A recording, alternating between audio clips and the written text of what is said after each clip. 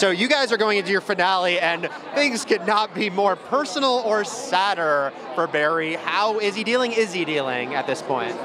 Yeah, well, going into the finale, he's not dealing. Have you seen it? No. It's a direct pickup, so he's not dealing with it at all when we first find him. I mean, it's going to be everything that's happened has still just happened throughout the entire finale. So he's more broken, devastated than we've ever seen him. And, you know, as far as Zoom is concerned, I mean, this guy took everything from him. You know, is Barry out for blood? How far is he willing to go to stop him? Yeah, he is, I think. I think that to Zoom, this was a game. Like, it was a game. And he wanted Barry to realize that they were one and the same. And to prove a point, he killed his father in front of him. So, yeah, I think at this point, Barry could probably put most of his morals aside and kill Zoom if he had the opportunity. You guys have left some pretty big teases at the end of other seasons for the next season. Do you do the same here? Is there a pretty big, oh, okay, where's this going? Yeah. I think the way we leave it off, I don't know what's going to happen yet because I've had to put it out of my mind because of how emotional it was. Like, I've just not thought about Barry for like a month.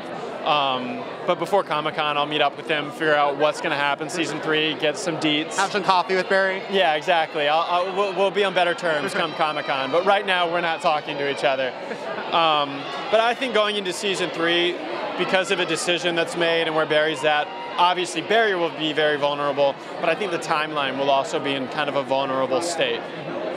Obviously we've got Supergirl joining the CW, and Mark Pedowitz has said there's going to be a crazy mega 4-show crossover. As a fan, I know I'm excited to see that, but I'm also like, wow, that's going to be pretty big to pull off. Are you sort of curious to see how that's all going to work? It always works out. Yeah. I don't know how we do it. I mean, because we don't take breaks. I mean, we keep shooting our respective shows while we go to a crossover, so we're literally shooting 2 episodes of television at one time when we do those crossovers. But now Supergirl will be up in Van with us, and they're on the same network, so it'll make things easier. And I think there'll be more crossovers than we've ever had before next year. And they'll probably be bigger than ever, too. And now I can't even imagine how we're going to pull it off, but I'm sure we will.